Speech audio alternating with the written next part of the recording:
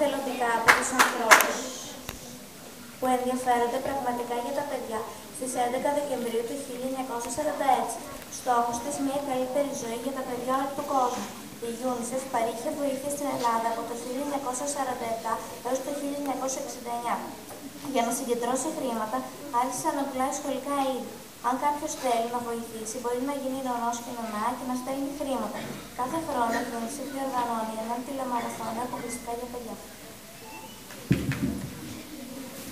Τα προγράμματα που έχει αναπτύξει η UNICEF βοηθάνε τα παιδιά που έχουν μείνει ορφανά από τον πόλεμο και όλες τις έκτακτες ανάγκες τους.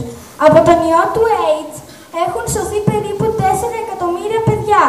Η εκπαίδευση, η υγιεινή, η παιδική εργασία, η βοήθεια στις γυναίκες και τα κορίτσια που ζουν σε δύσκολες συνθήκες στον αναπτυσσόμενο κόσμο και ο εμβολιασμός είναι επίσης πολύ σημαντικά προγράμματα τα οποία χρηματοδοτεί πλήρως η UNICEF. Η UNICEF εξουσιοδοτείται από τη Γενική Συνέλευση των Ηνωμένων Εθνών για την προστασία των δικαιωμάτων των παιδιών και καθοδηγείται από τη Σύμβαση για τα Δικαιώματα του Παιδιού.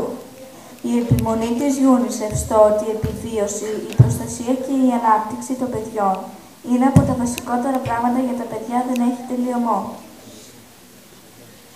Η Ελληνική Επιτροπή Συνεργασίας με τη UNICEF ιδρύθηκε το 1977 και έχει βοηθήσει πολύ την Ελλάδα, αλλά έχει συνεργαστεί και με τις άλλες 36 εθνικές επιτροπές που υπάρχουν στις χώρες του βιομηχανικού κόσμου. Η UNICEF δίνει προτεραιότητα στις χώρες που την έχουν ανάγκη. Ελπίζουμε όλοι οι άνθρωποι να βοηθάνε τα παιδιά.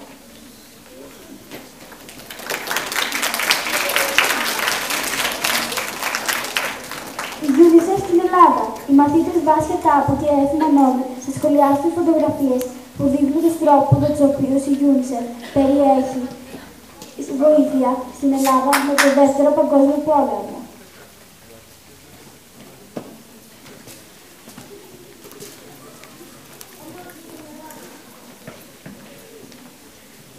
Η UNICEF παρέχει βοήθεια στην Ελλάδα από το 1947 έως το 1969 και εφάρμοσε προγράμματα παστερίσης του γάλακτος, ελέγχου της φυματίωσης και άλλα συνολικού ύψους τουλάχιστον $10 εκατομμυρίων.